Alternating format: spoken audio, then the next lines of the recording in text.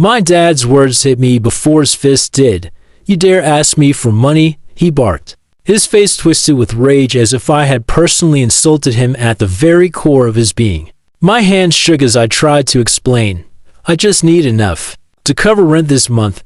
I'll pay it back."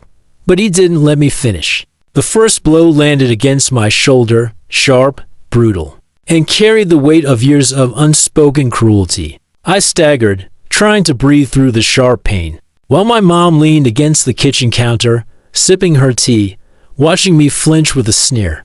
"Homeless garbage learns faster when reality hits," she said casually, as though she were talking about a pest she wanted exterminated.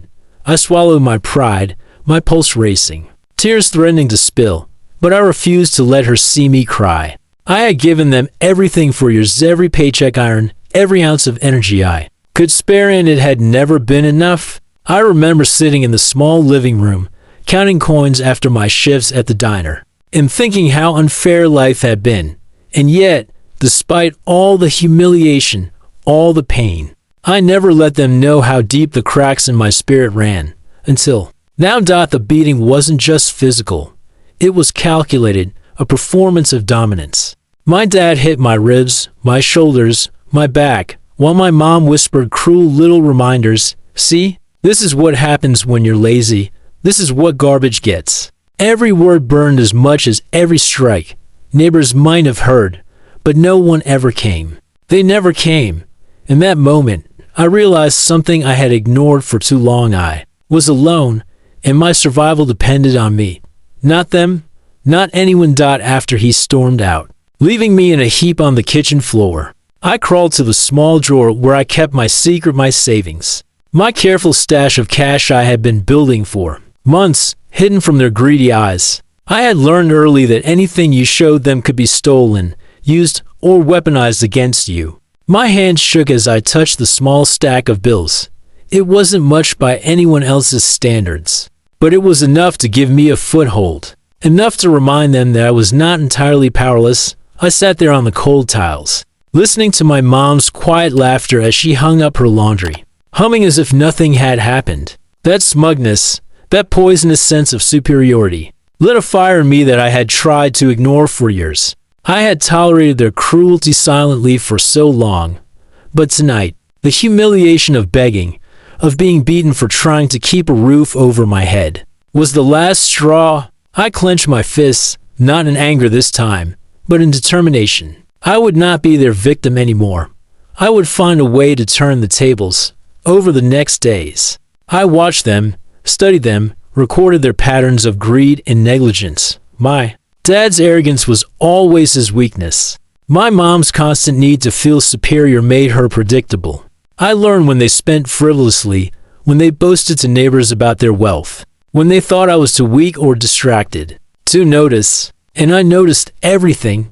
I wrote it all down, every insult, every strike, every instance where they had tried to crush my spirit, not out of revenge yet, but to understand the battlefield. Then, quietly, I began building my own life, working extra shifts, making connections I had always ignored, learning things they would never approve of. I moved cautiously, deliberately, preparing for the moment when I would no longer be their pawn. Each night, as I lay in my small, cramped apartment, nursing my bruised body and my bruised pride, I imagined the perfect moment of reckoning.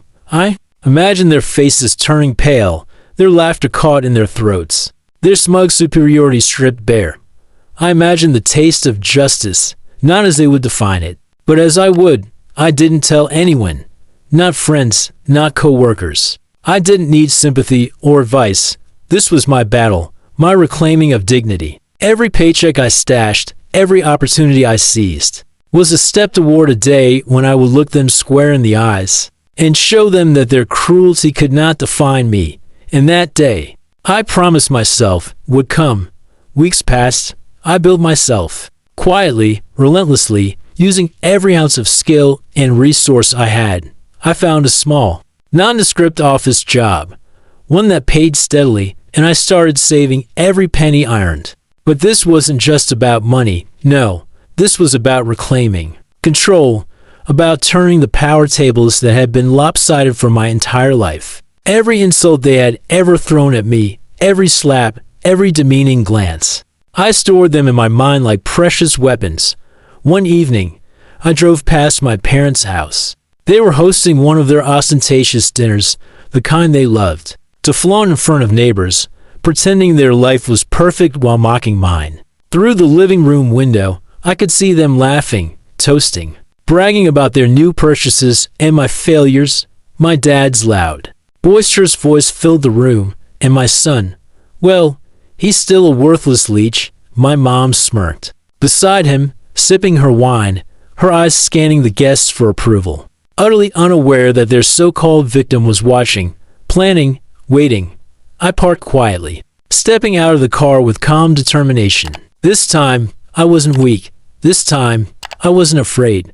I had spent months preparing. I had gathered evidence, documents, receipts, proof of the lies, manipulation, and deceit that had defined their entire relationship with me. And I had the connections I needed, a lawyer friend, a local journalist curious about stories of family betrayal, and witnesses to their verbal abuse from years prior. Tonight, everything would come together. I walked to the door, unassuming, knocking lightly. My dad opened it with that familiar sneer, expecting to see the same timid boy who had cowered in his shadow for years. But he froze the instant he saw me standing there. No trembling, no begging, no fear, only a quiet, terrifying calm. "What are you doing here?"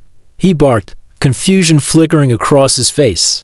My mom appeared behind him, her face smiling, at first, then faltering as she noticed the resolve in my eyes.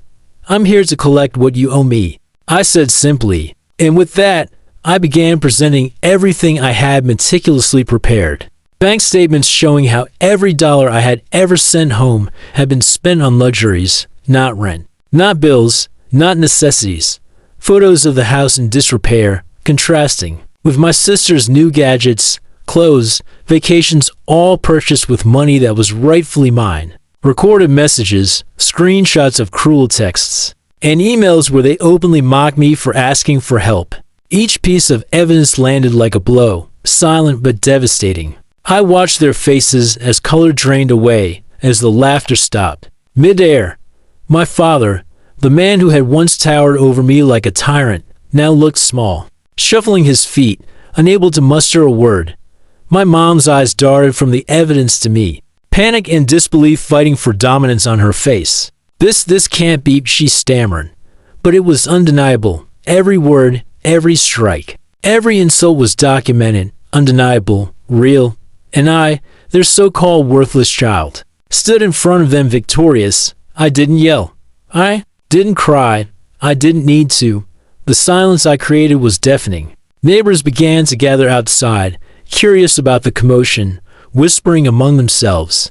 Their shame was public now, not through humiliation orchestrated by me directly, but through truth, through the undeniable proof of their cruelty. And the most satisfying part, they could not gaslight, could not manipulate, could not escape. Every secret, every hidden abuse was laid bare, and their faces reflected it, pale, terrified, and powerless.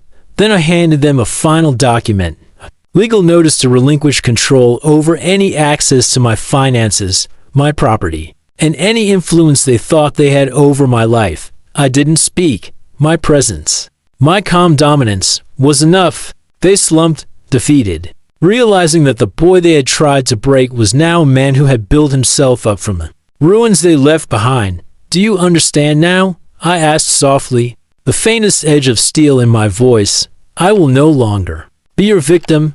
Every ounce of control, every dollar, every insult, I am taking it back. And there's nothing you can do." The last thing I did before walking away was glance at their faces once more. The terror, the disbelief, the knowledge that they had underestimated me for years, it was delicious. I stepped into my car, my son waiting in the back seat, unaware of the magnitude of what had just happened, but safe in the knowledge that I was no longer someone who could be harmed by those who claimed to love me. Tonight, the power had shifted irreversibly, and I had emerged unbroken, triumphant, and finally free. As I drove away, I allowed myself a small, quiet smile. Justice hadn't come through fists, or revengeful rage. It had come through planning, persistence, and unshakable resolve, and the faces of my parents, white, trembling, and exposed, would haunt them forever.